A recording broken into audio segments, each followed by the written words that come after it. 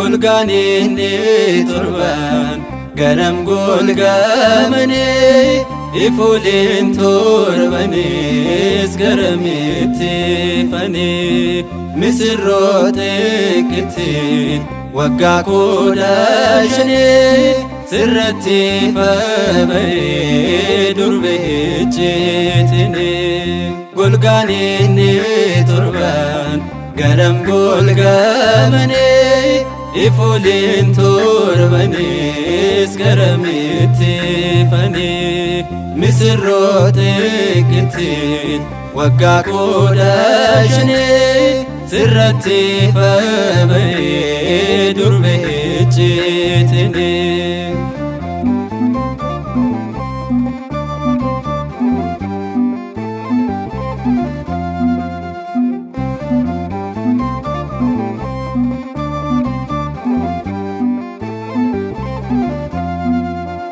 Tokkicha hidhacha tokkommoo eeggacha ni dhufe Gabriel misiraachoo baacha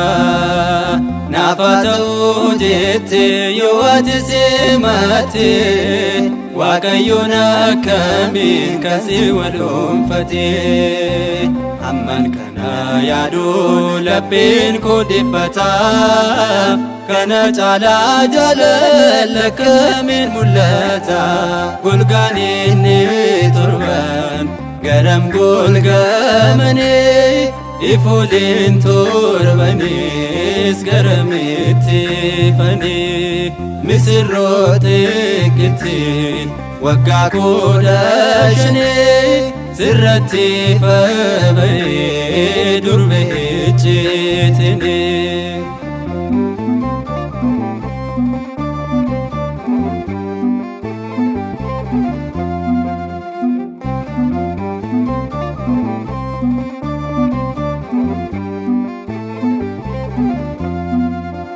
Kan hunda murteessu siin murteeffame qaaman sadan keessaa tokko siin walume bal'inniif dhiphinni laftee fi samiini kun martinuu durbe siin wal argani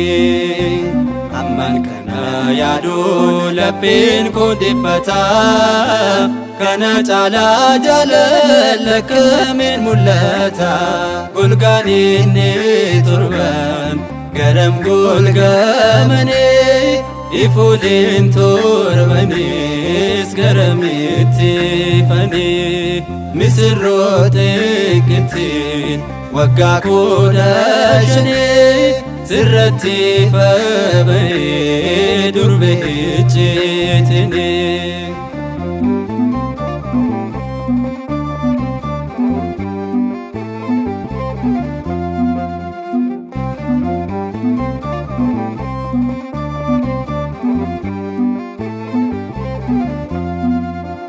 Akkam si filateet kan si kabajate kaleessi fi harri siin wal argate inni fagoo ture dhufe Waaqayyooni siin walumaani uumaaf uumamtuuni amman kana yaaduu lapheen koo dhiphata kana caalaa jaalala akkamiin mul'ata golgaani ni torban garam golgamani ifulin torbanis garamitti fani misirrote kiti wagga kodashani sirratti fabaye durbe ejjetini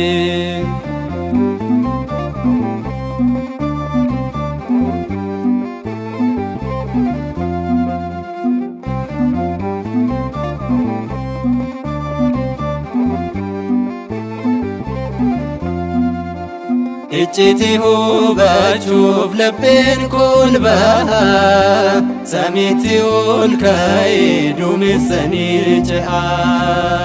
garuu hin dandeenye iccitii hubachuu karaa golgaa mirgaa ilma kee argachuuf. Kanaafuu deebitee lapheen koo dadhabdee galata kee himaa raajii raajii jedhee golgaan inni